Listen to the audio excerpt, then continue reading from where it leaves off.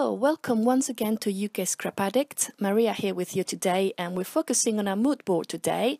Especially in this particular image within the mood board, I was really drawn into it because of the different colors and like droplets falling down from a cloud, and I really like that image. So I'm trying to not copy it because it's not really the same, but I have taken inspiration from it, and what I'm going to be doing is cutting some heart shapes with my punch. I'm choosing texture cardstock, which I have had this pack for like probably 6-7 years, and I'm still going through it. So it goes to show sometimes your old stock is still relevant.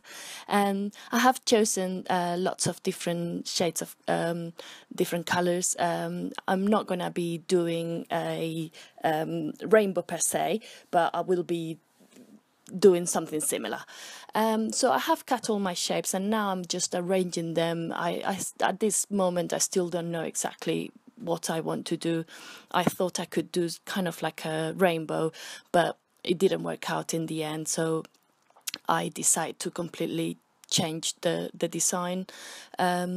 So rather than doing it horizontally like I was doing then, I changed to a vertical design, which actually suits more the image in the mood board, because as you remember, the droplets were falling vertically, so now the hearts are also following a more vertical design.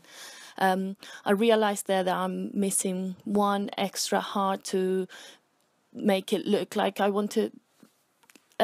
So I had to cut an extra heart in a different shade of green, because I wasn't sure. I didn't want to repeat the same green again, and I didn't want to get a different color again. So I thought a different shade of green was the best thing.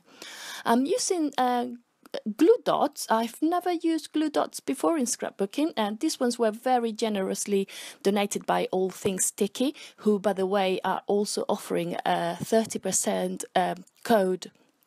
Sorry, a code for 30% off your first order. Just add addict30 at the end on your checkout, and very generous discount. So thank you very much, All Things Sticky.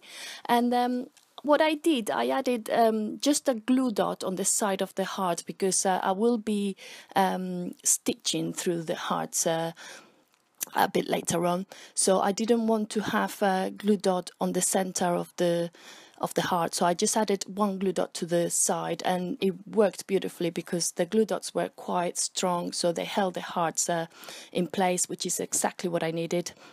As you can see, I've also added some splatters with white. It is acrylic paint diluted with a bit of water. It's a little trick I learned from Paige Evans. So because if you use watercolor, the watercolor will eventually just turn into nothing. You won't see the white watercolor, but with if you add paint, acrylic paint, it will show much better. I'm using a couple of papers from Pink Paisley collection, which was reduced at Hobbycraft this month, so bonus. And now I'm gonna be doing the holes for my stitching. I'm just using a ruler and measuring 1 centimeter gaps between the holes, and I find I like the stitches. If they're too close together, first it takes much longer, and secondly it looks a bit too busy. I quite like when the stitches are 1 centimeter apart. So as you can see, I'm not wearing my t-shirt anymore. I got hot with all this with all making the holes and the stitching, so I've taken my t-shirt off, and I won't bore you with the stitching, so I've fast forwarded, and I'm almost done.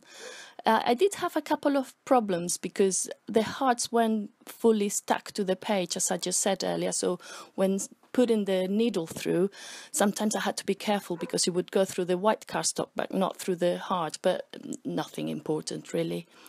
And my layout is almost done, you know. I'm gonna do my title now. I originally wanted to call it Sweet Child of Mine, like the song, but you will see that when I start putting my title down, I really didn't have that much space, especially with these stickers that I chose, which are quite wide.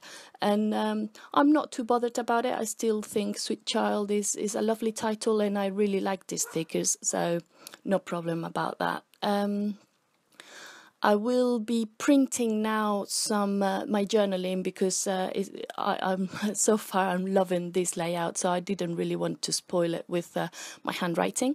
So I decided to print the journaling instead. It's a very short journaling, so it will fit right there on the right hand side of the photo.